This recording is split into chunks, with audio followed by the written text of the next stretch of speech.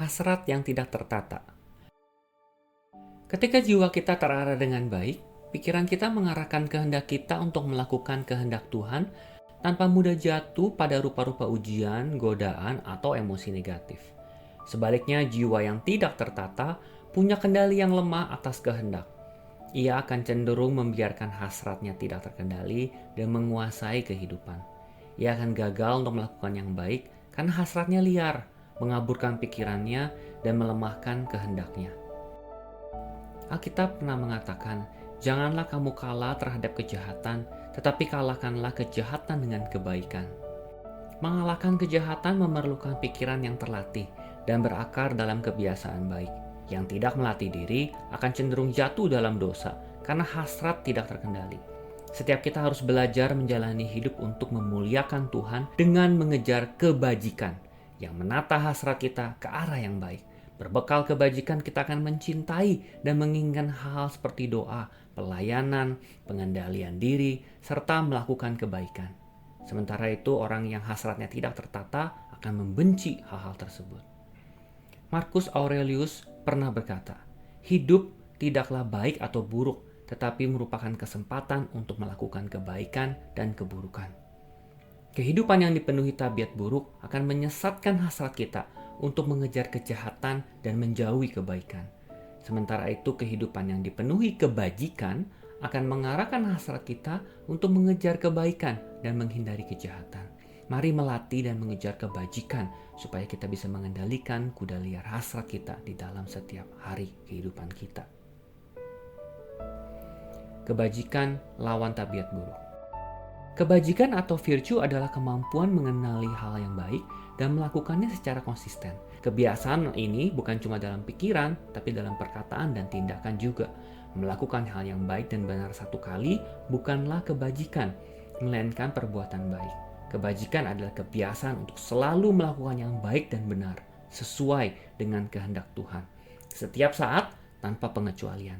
Singkatnya, kebajikan adalah pola kebiasaan baik yang nyata dalam kehidupan sehari-hari. Sebaliknya, tabiat buruk atau vice adalah kebiasaan buruk yang nyata, menghindari kebaikan atau melakukan sesuatu yang bertentangan dengan kehendak Tuhan. Sekali saja adalah perbuatan buruk, tapi jika terus-menerus, ini adalah tabiat buruk yang disebut sebagai vice. Pepatah lama dari Rwanda, Afrika mengatakan bahwa kamu bisa lari kalau ada yang mengejarmu, tetapi kamu tidak bisa lari dari dirimu sendiri. Dalam kehidupan rohani, kita tidak bisa menghindari dampak-dampak negatif tabiat buruk kita.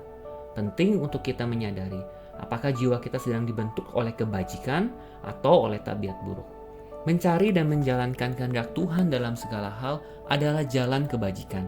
Sementara itu mencari kehendak diri adalah jalan tabiat buruk. Kebajikan menarik kita untuk lebih dekat kepada Tuhan dalam hidup kita. Itulah kepenuhan hidup.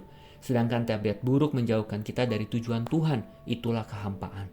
Kita mengenal kebajikan dengan merenungkan sifat-sifat Kristus yang menolong kita di dalam pikiran, perkataan, dan tindakan supaya selaras dengan kehendak Tuhan.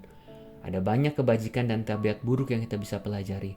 Dengan memahaminya dan melatih pikiran kita, kita menapaki hidup yang Tuhan kehendaki buat kita. Curahan anugerah. Iman adalah kebajikan utama yang pertama. Iman adalah pintu gerbang bagi semua kebajikan lainnya. Maka semuanya itu akan mengalir dalam hidup kita. Sedangkan kesombongan adalah tabiat buruk yang terutama, yang adalah awal dari segala dosa, di mana kita menempatkan diri di atas kehendak Tuhan dan menolak curahan anugerahnya. Seperti pohon yang menghasilkan lebih banyak buah yang baik ketika ditanam di tanah yang subur, demikian pula buah-buah Roh Kudus tumbuh lebih lebat di dalam jiwa yang baik.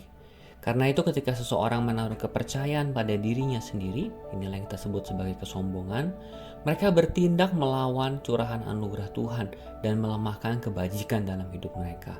Sebaliknya, ketika seseorang menaruh kepercayaannya kepada Roh Kudus, inilah yang kita sebut sebagai kesetiaan, mereka bekerja sama dengan aliran anugerah dan bertumbuh di dalam kebajikan. Hidup dalam kekudusan dan kebajikan tidak bisa sempurna hanya dengan kekuatan kita sendiri. Jika kita mengadakan diri sendiri, kita akan cenderung gagal, merasa bersalah, dan jatuh dalam keputusasaan. Sekalipun kita merasa kita bijaksana, bisa jadi kita belum benar-benar bijaksana. Orang yang merasa dirinya adil, sebenarnya mungkin belum adil. Seorang yang menganggap dirinya beriman, belum tentu betul-betul beriman.